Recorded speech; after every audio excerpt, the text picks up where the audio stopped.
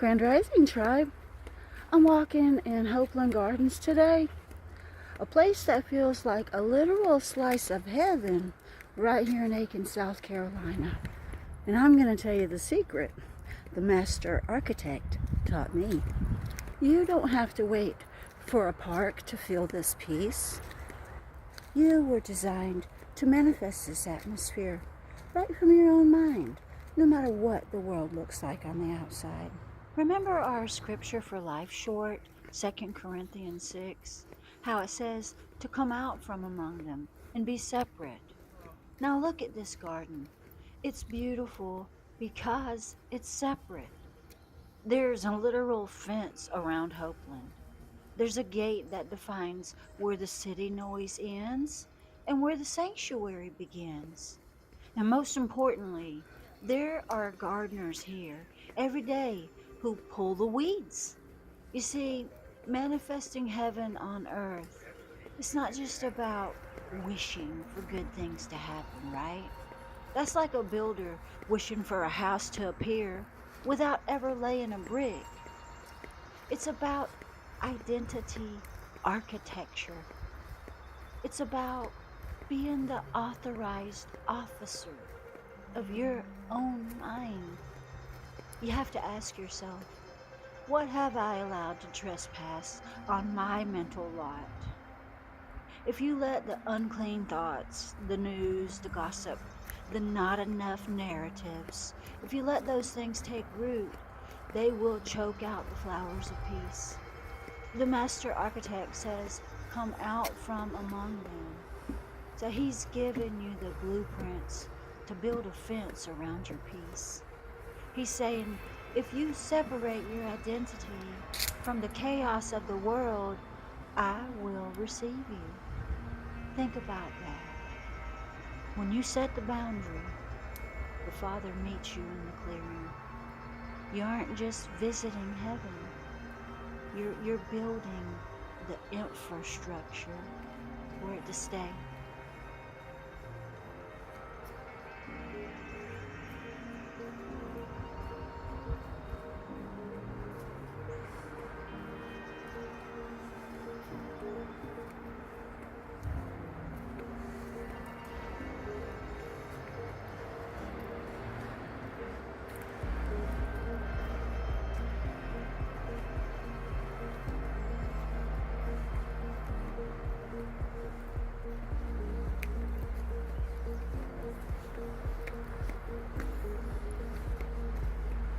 I walked over to the pond where I seen the megalodon goldfish, and something strange happened.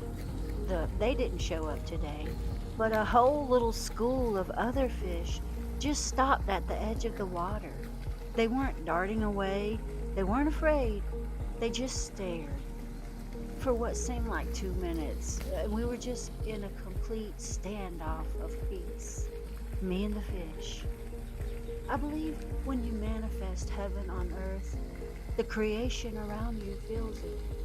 When you stop touching the unclean energy of stress and fear, you start emitting a frequency of authority. Even the fish can tell when a master builder is walking by. They recognize the sons and daughters the word talks about. You're no longer just a candidate in this world.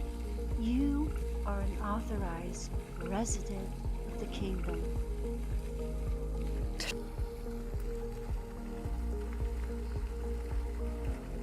All the little fish are coming. I hope y'all can see that. They're all right there. Even the turtles are. There's the big fish. I hope y'all can see those.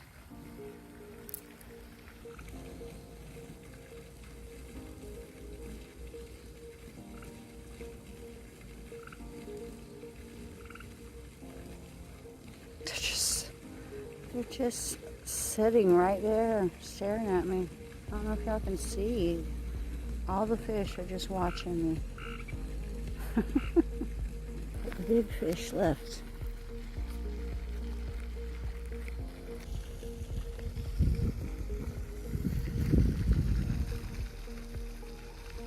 I think you can see the big fish now.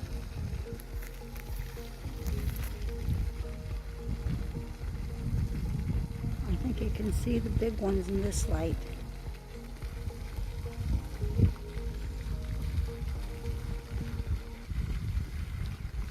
But I didn't see the megalodon goldfish. But we do have video evidence that they're in there. Oh goodness, I've got a big one coming right at me.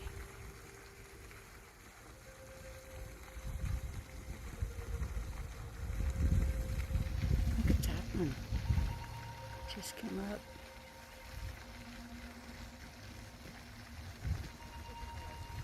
Now when you look at this water, your nervous system starts to calm down. That right there is a somatic response. Your body recognizes the frequency of peace before your mind even catches up. But here is the master builder's secret. You don't have to be sitting at Hopeland Gardens to feel this. You can trigger that same heaven frequency anywhere by staying connected to the vine.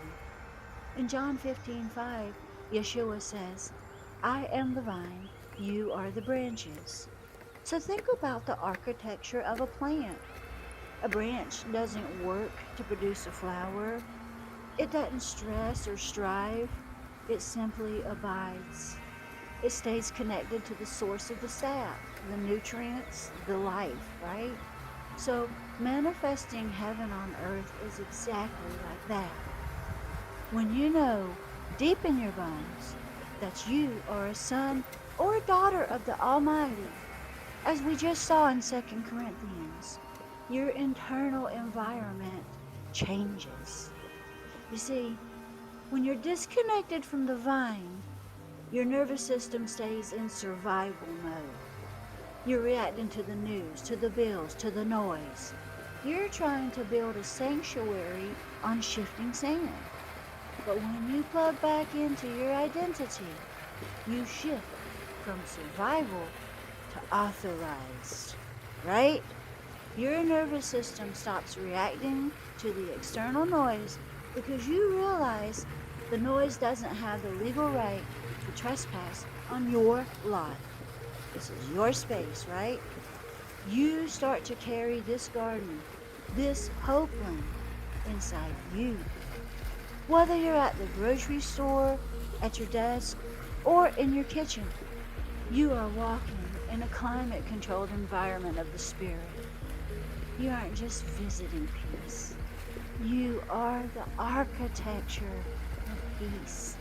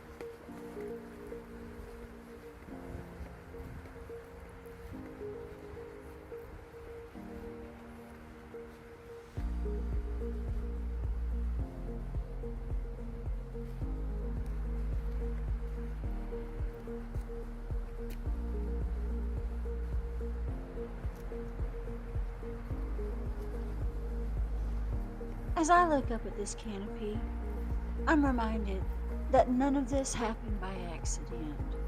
It was designed. And as of this morning, our community is up to 109 souls, strong and growing. I want to personally welcome the new residents of this garden. If you just hit that subscribe button, you didn't just join a channel. You stepped onto a construction site, a living, growing garden. We aren't here just to watch videos or consume content. We are here to rebuild our blueprints.